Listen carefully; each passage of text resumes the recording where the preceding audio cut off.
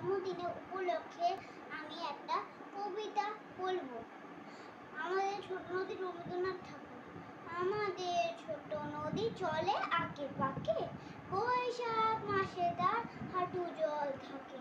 পার হয়ে যায় গরু, পার হয় গাড়ি, দুই ধার উঁচু তার, ঢালু তার পাড়ি।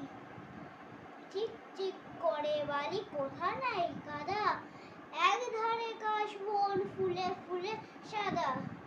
কিচমিচ করে সেটা শালিকে ঝাঁক, তাতে ওঠে থেকে থেকে শেয়ালের হাঁক। আর পারে আম বন তাল বন চলে, পায়ের বামন পাড়া তারি ছায়া তোলে।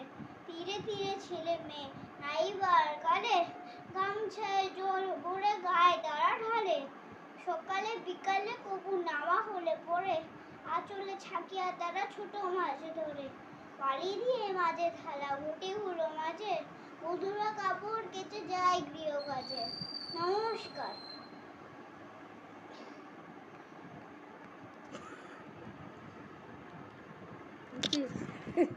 খা খা খা